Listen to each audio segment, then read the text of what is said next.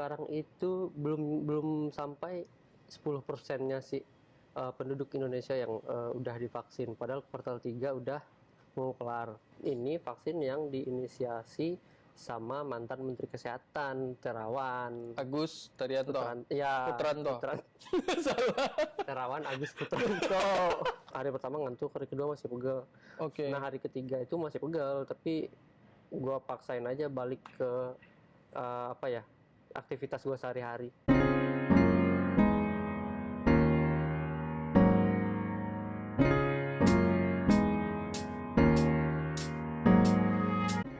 Nah Jan, berhubung nih, lu kan wartawan vaksin ya, maksud gua lu kan udah sering liputan soal vaksin, terus komunikasinya sama Nadia, terus Bu Nadia, Siti Nadia Tarmizi, ya Pak Bambang Bio Farma sama Bio Farma soal vaksin. Sebenarnya sejauh ini udah gimana sih perkembangan vaksin?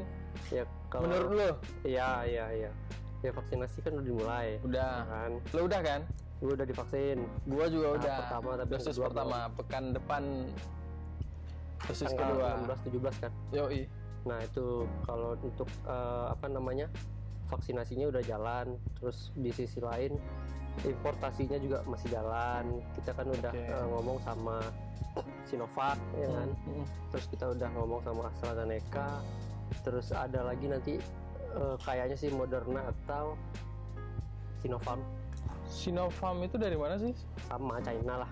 Oh, Sinopharm itu dari Cina? Ya. Oh, tapi itu paling kecil kemungkinannya. Sama Sputnik itu paling kecil kemungkinannya. Enggak, karena Sinopharm, Sputnik itu kan menurut gue ya, itu yang produsen yang nggak disebutin sama Jokowi di awal, yang dibilang confirm 300 sekian juta gitu yang confirm bakal masuk ke Indonesia gitu. Iya. Tapi dengan target yang ada sekarang kan targetnya 181,5 juta penduduk divaksin sampai akhir tahun, menurut lo realistis nggak? Nah itu di beberapa berita gua baru-baru ini gua ngebahas itu. Nah, kalau melihat dari progres per kuartal gitu. Per kuartal artinya per 3 bulan ya? Iya. Kan pemerintah target setahun dari awal Januari nih. Betul. Ya kan, berarti paling nggak awal Januari tahun depan tepat 1 tahun ini selesai. Betul.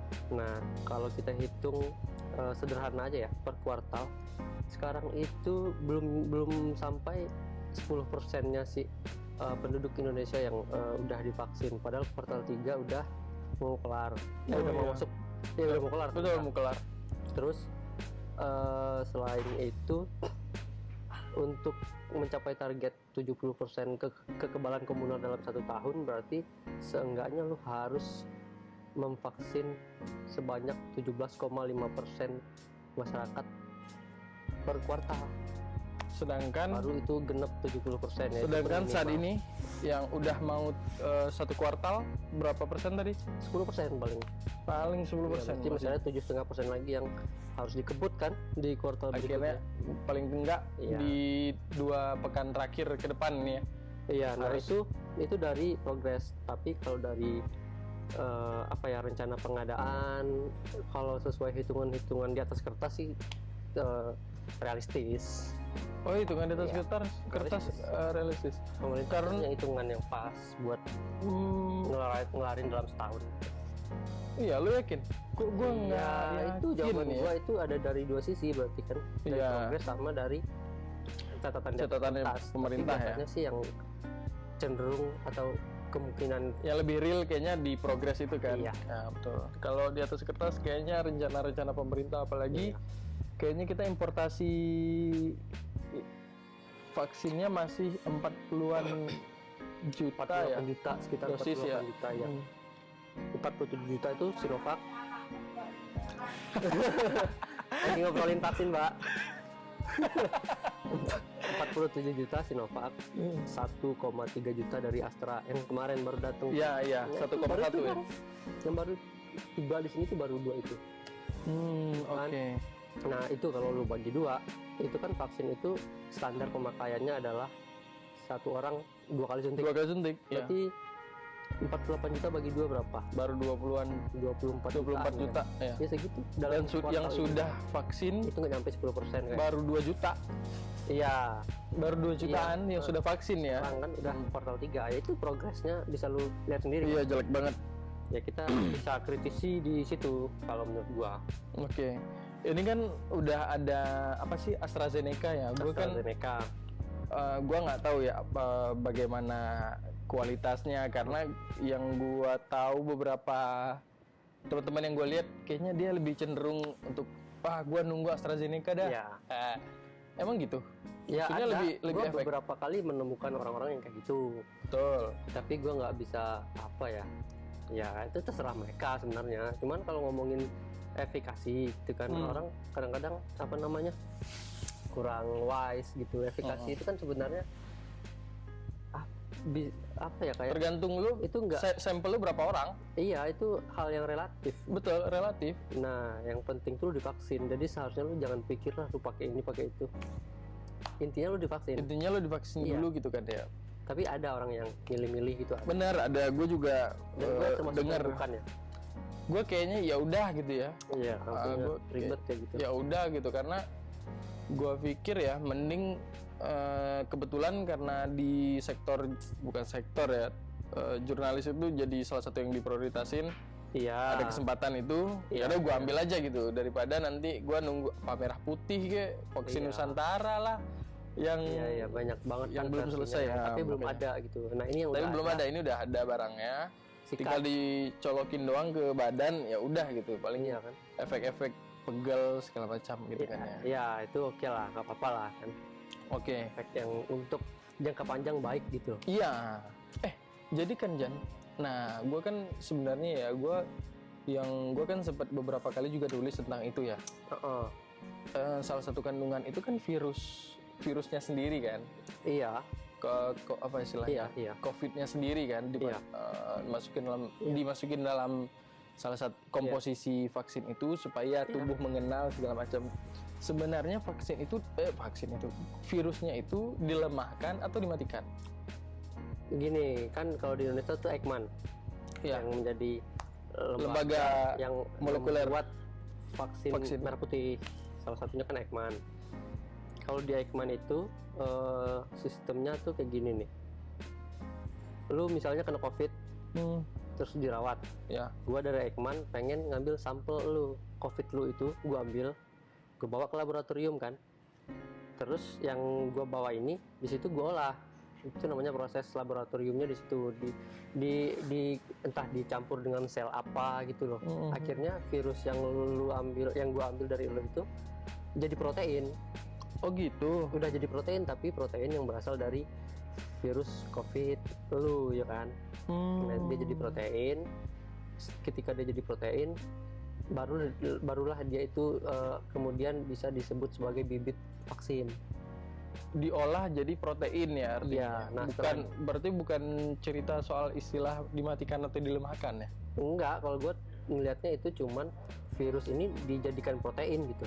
Bukan dilemahkan atau dimatikan, dijadikan protein. dijadikan bibit. Nah, setelah dia jadi bibit, barulah dikasih dari Eijkman ini ke Bio-Farma. Biar dihilirisasi lah, diproduksi massal ya. Iya. Kayak gitu. Jadi kalau pertanyaannya melemahkan atau mematikan, itu terlalu sederhana sih. Dan kayaknya itu dijadikan protein, itu jawaban yang tepat. Iya, itu maksudnya kayaknya jawaban yang lebih aman deh ya. Lu nggak perlu lu memperdebatkan yang belum tentu gitu ya. Iya. Jelas. Ini kita malam ini hari ini nggak bicara soal lu terima nggak terima vaksin ya, tapi soal vaksinnya aja gitu. Karena kan menurut gua isunya menarik karena masih ada orang yang nggak terima ya, termasuk di lingkaran gua masih ada orang yang nggak berani menerima vaksin gitu. Nggak berani dengan tidak mau beda. Oh ini gua ralat ya. Nggak mau malah. Apaan sih ini, pasti ada kandungan tertentu yang dijadikan kita nanti bla bla bla bla gitu ya.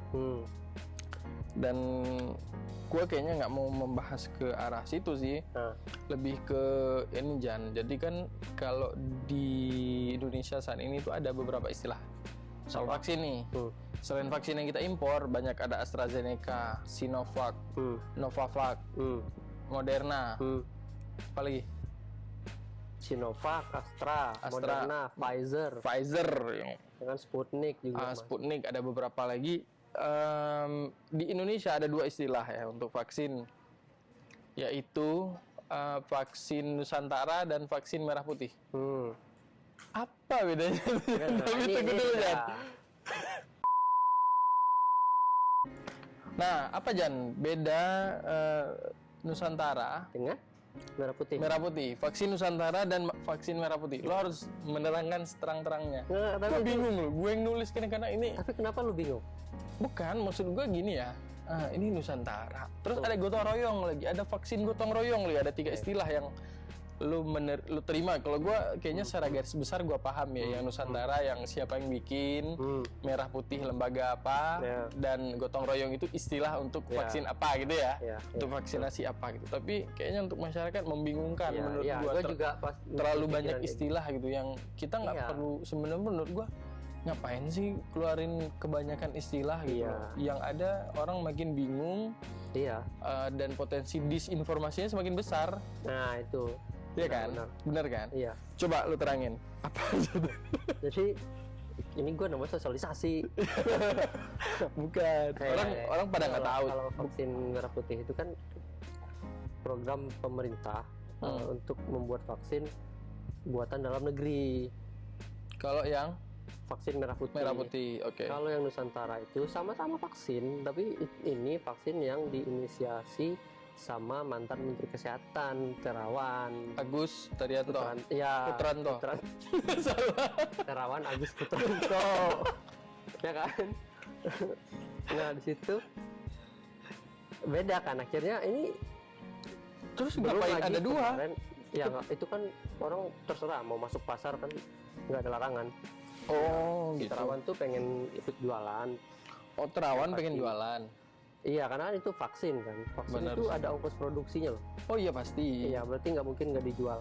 Oh bisa jadi ya. Ya, nah masalahnya dia udah ditolak sama BPOM. BPOM. Vaksin Nusantara ini. Nusantara ini. Kenapa? Ya karena kalau BPOM bilang apa ya, tidak layak lah ininya. Apa sih namanya itu kalau orang ada studi akademisnya itu, naskah ilmiahnya apa kalau nggak salah, naskah akademiknya itu tidak layak. Naskah akademik.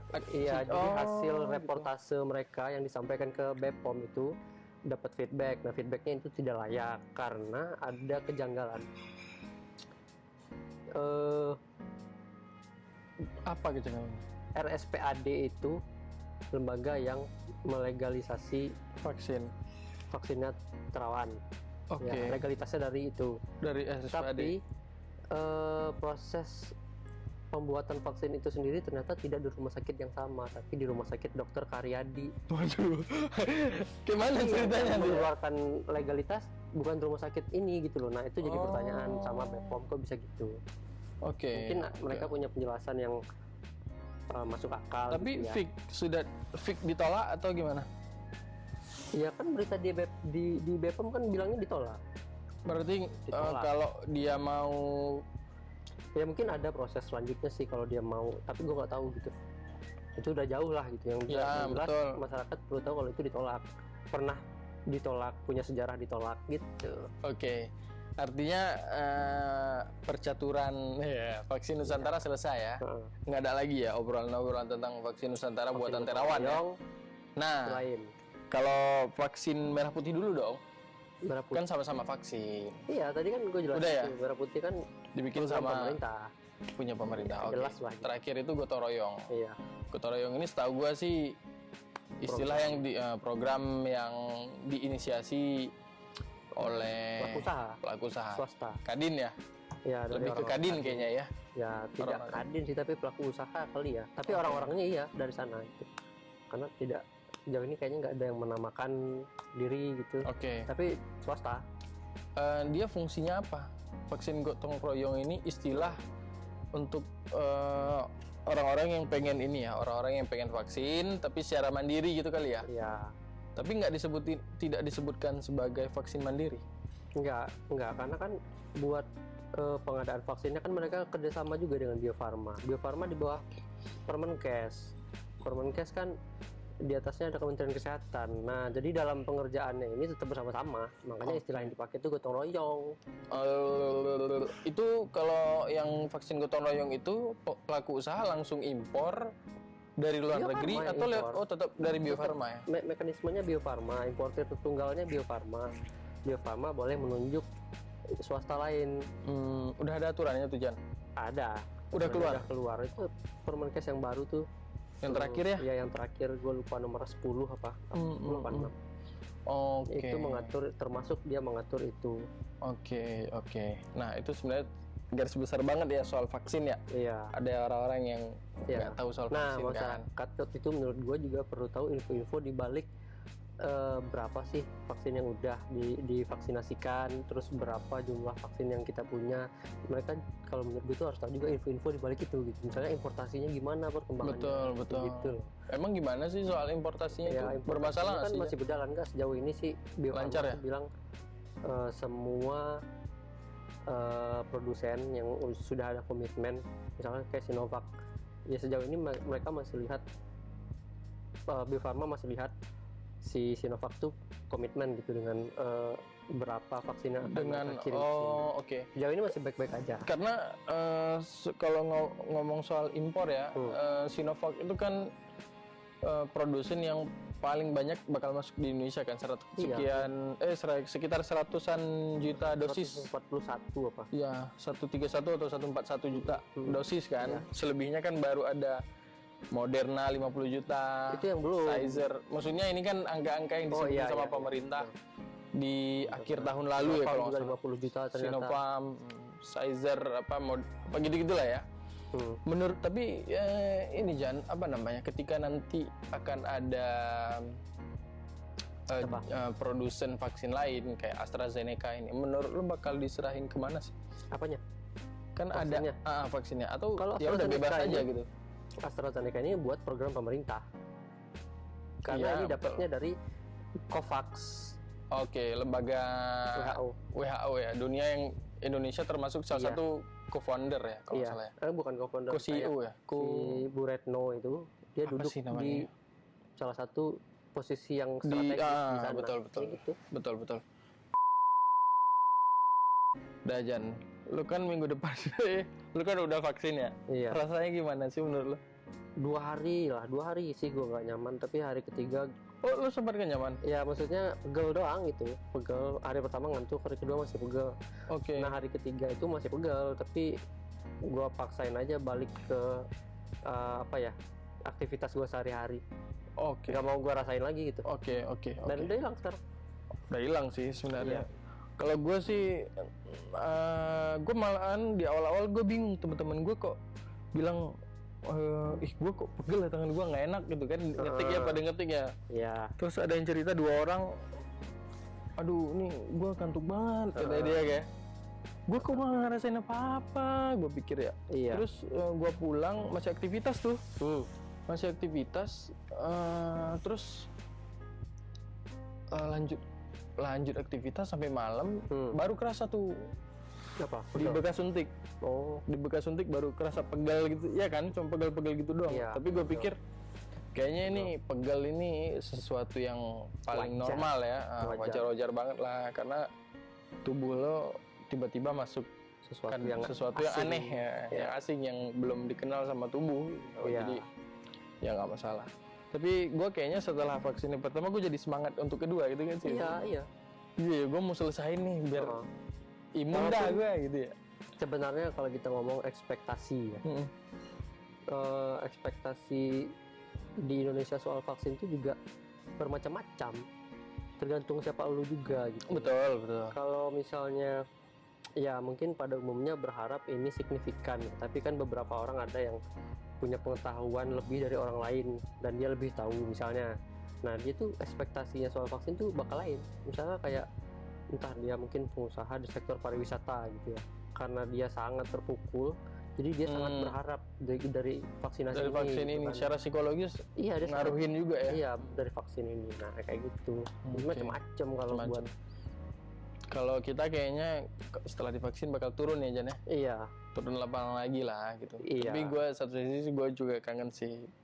Iya benar. Tapi ya. gue sih nggak apa-apa turun ke lapangan, cuman protokol kali ya. Protokol paling. Protokol nggak bisa di inilah. Janganlah sebenarnya lu jangan perkumpulan massa. Betul. Sebenarnya mau gimana pun ya, walaupun udah divaksin 2 kali lu nggak bisa ngeremehin sesuatu gitu. Akhirnya karena gitu. bisa jadi di saat lu remehin sebentar aja di situ lu kena. Selesai. Iya. Nah, Jan, sekarang kan setelah kayaknya udah vaksinasi udah berjalan segala macam. Nah, ada isu-isu baru nih mulai muncul hoax-hoax soal vaksin ya. Walaupun sebenarnya isu vaksin itu kan isu hoax vaksin udah ada di sebelum ada vaksin malah udah mulai ada gitu. Iya, benar. Hoax. Tapi untuk yang saat ini kayaknya lebih berbeda deh. Termasuk termasuk kayak kemarin itu vaksinasi kabar-kabar tentang vaksinasi ada kepolisian yang mengusir vaksinasi di Gelora Bung Karno. Itu hoax sih sebenarnya. Bahaya itu. Bahaya banget, ya kan? Dianggap orang diusir, kemudian langsung ditanggapi sama pemerintah bahwa nggak ada nih gitu. Kemudian ada lagi vaksin kayak udah yang punya KTP, syaratnya KTP, KTP mana aja, silakan datang ke GBK. Gitu ya. Itu. Silakan datang ke GBK karena lagi vaksinasi semuanya gitu kan. Padahal enggak, itu sebenarnya khusus untuk BUMN ya kalau nggak salah gue. Iya. Misal program BUMN untuk lansia sama pelayan publik dia kan ya. Nah gitu. Ada lagi tuh kalau lu ada lagi ya, tadi gue juga sempat bikin tuh vaksin kalau lu divaksinasi suratnya disesuaikan aja sama paspor. Sesuaiin sama paspor karena nanti ketika lu bakal keluar negeri lu akan dicek nama lu udah vaksin atau belum sesuai paspor gitu bilang.